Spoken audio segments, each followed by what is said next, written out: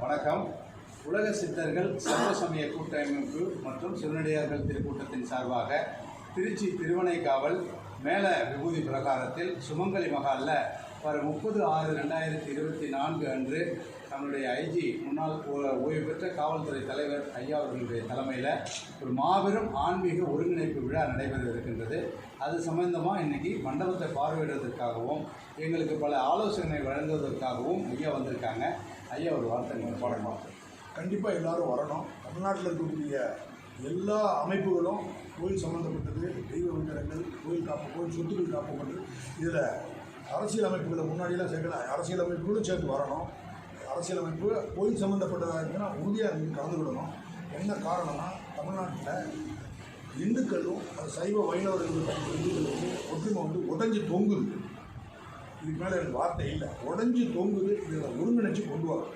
ஒருங்கிணைச்சு கொண்டு வந்தால் தான் யுனைடெட் வி ஸ்டாண்ட் டுகெதர். அப்படி இல்லைன்னா நம்ம அழிஞ்சிடுவோம். ஸோ அந்த கணக்கில் எல்லோரும் வரணும். செலவை பார்க்கக்கூடாது. அவங்கவுங்க வந்து கலந்துக்கணும். முக்கியமான அமைப்புகள் வந்தாங்கன்னா அவங்களுக்கு ராஜசேகர் ஐயா 10 நிமிஷம் டைம் கொடுக்குறாங்க பேசுகிறதுக்கு.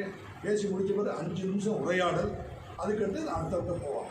இதே மண்டபத்தில் தான் வச்சுருக்கோம். இந்த மண்டபம் எங்கே இருக்குன்னா திருவானைக்காவல் கோயில் பக்கத்தில் இருக்குது. மேலே விபூதி பிரகாரம் அப்படின்னு சொல்கிறதுல சுமங்கலி மண்டபம், ஸ்ரீ சுமங்கலி மண்டபம், அந்த திருமண மகாலில் தான் இந்த விழா நடைபெறுது. விழாவோட தேதி 30ஆம் தேதி இந்த மாதம் ஞாயிற்றுக்கிழமை.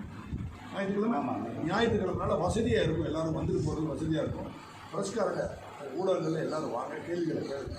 எப்படி ஒருங்கிணைப்பில் நோக்கமே ஒருங்கிணைக்கிறது.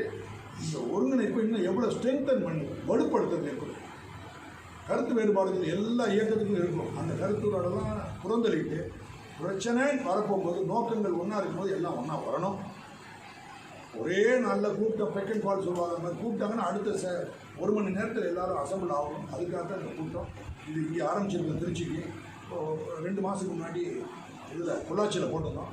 இந்த கூட்டத்துக்கு எல்லோரும் வரணும். வந்து அவங்களுடைய கருத்துக்களை தெரிஞ்சு எப்படி இதை ஒற்றுமையை வெளிப்படுத்துறதுக்கு எப்படி